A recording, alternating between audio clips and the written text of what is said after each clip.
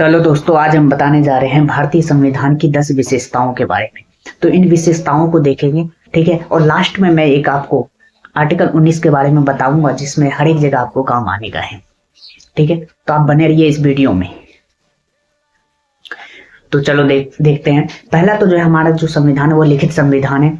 दूसरा लोकतांत्रिक है। तीसरा संघीय व्यवस्था है। संघीय व्यवस्था का मतलब यह है कि जैसे राज्य और केंद्र सरकार, इन दोनों के बीच शक्तियों का विभाजन है, ठीक है। उसके बाद चले आते हैं हम आगे। तो हमें भारतीय नागरिकों को मूल अधिकार दिया गया है, ठीक है। इसमें निर्देशक सिद्धांत है। निर्देशक सिद्धांत जैसे कि ऐसा है कि जो सरकार को जो है सलाह देती है निर्देश देती है कि कैसे कैसे कार्य करना है जनता के लिए। उसके बाद जाके हम आ जाते हैं, हमारा जो संविधान है वो संसदीय प्रणाली है, ठीक है। स्वतंत्र न्यायपालिका है। उसके आगे हम आ जाते हैं तो हमारे देश में एकल नागरिकता सिस्टम है, ओके। जो कि मतलब अगर हम भारतीय हैं तो सिर्फ हमें भारत का ही नागरिकता होगा, किसी अन्य देश का नागरिकता नहीं होगा। उसके बाद हमारा जो संविधान है वह धर्मनिरपेक्ष राष्ट्र है, ठीक है।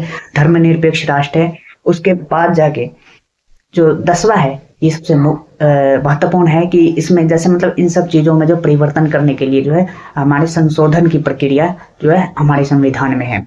उसके बाद आ जाते हैं हम आर्टिकल 19 के बाद। आर्टिकल 19 ए का जो फर्स्ट का जो ए है, उसमें आपको बोलने की आजादी देते हैं।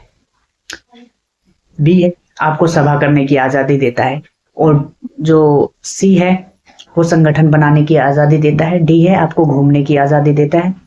और ई जो है आपको हर एक जगह मतलब बसने की आजादी देता है, ठीक है। 19 का जो 2 है उसमें 2, 3, 4, 5, 6 इन सब जैसे अगर राष्ट्र के अंदर अगर कोई ऐसा